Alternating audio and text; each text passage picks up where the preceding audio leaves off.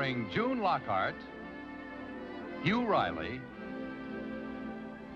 John Provost as Timmy, and, of course, Lassie.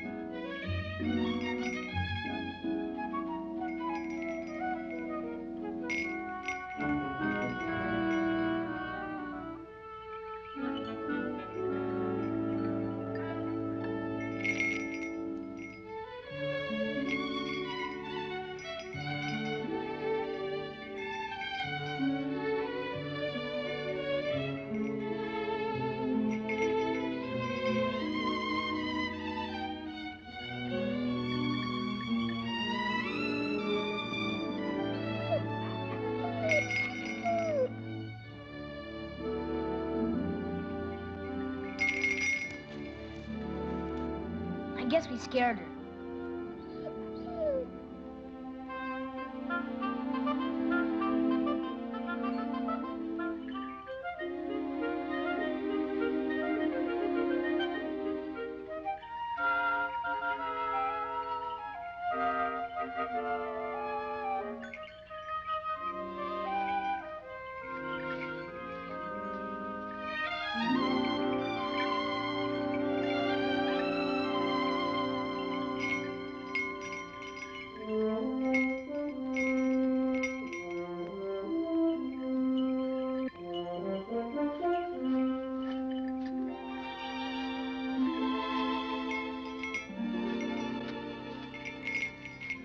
Hello.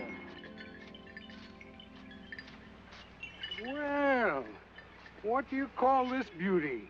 Her name's Lassie. Well, Lassie, how do you do? I'm called Mr. Nicholson. Hi, I'm Timmy. Timmy Martin. Well, hello, Timmy. I see you're feeding the birds at the Christmas season. Well, that's a very nice thing you're doing, my boy. Yeah, they go hungry because they can't find any food because of the snow. Yes, I know. Hey!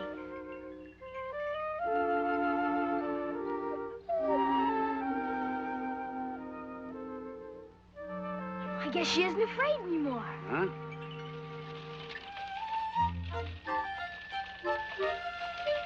Oh, Holly, did you think I'd forgotten you? Huh? Here.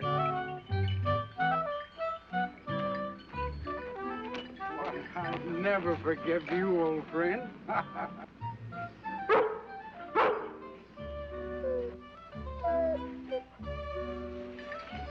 Mr. Nicholson, are you a mender of toys?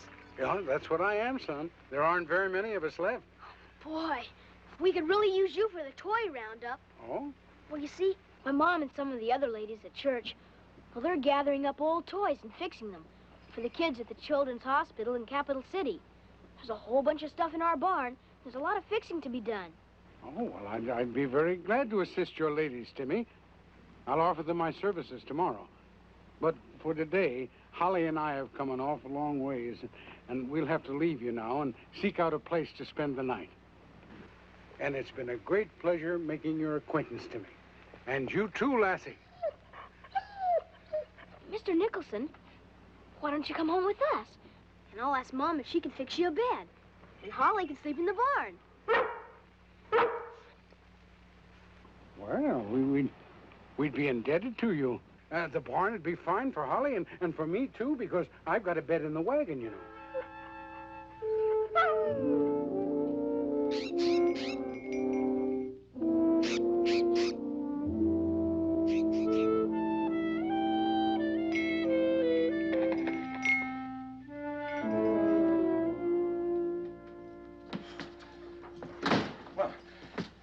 pushed Mr. Nicholson's wagon into the barn. I think he'll be comfortable in there. He and Timmy are getting Holly settled. Good. You know, Mr. Nicholson's such an unusual man. His manners and the way he speaks.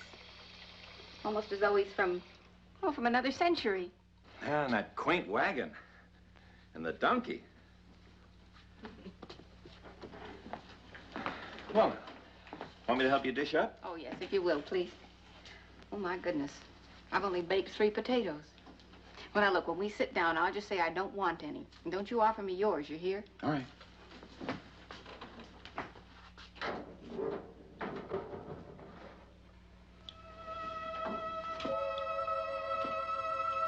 Rose. Look.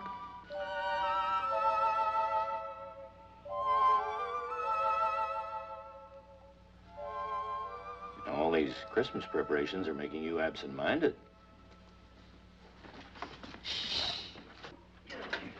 Morning, Mr. Nicholson. Thank you. Nippy, isn't it, huh? Here, let me have your coat. Oh, thank you. Oh, Mr. Nicholson, dinner's all ready. Good. I've got to feed Lassie. Oh, here, girl. Eat up. Oh. Mmm. Sugar and spice. The perfumes that herald Christmas. My mom's been baking all week. Oh. She's the best cook in the whole world. Oh, Timmy. Oh, it's evident to my eyes and my nose that the lad is perfectly right. Everything is so beautiful and so plentiful. Well, I know it does seem like a lot, but I really enjoy baking for Christmas. Sure. And giving it away. She can bake enough to supply the whole town. Well, half the fun is sharing it. And at our Christmas Eve party, you ought to see those cookies disappear. Well, as your mother says, half the fun is to share. Mr. Nicholson, won't you sit over here? Thank you. Oh, thank you very much. Yes.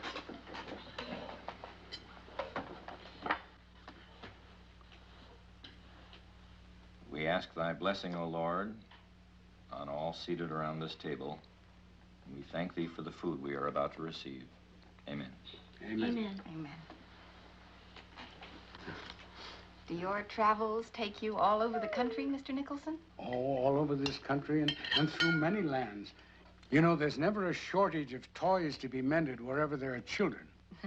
I'm sure of that.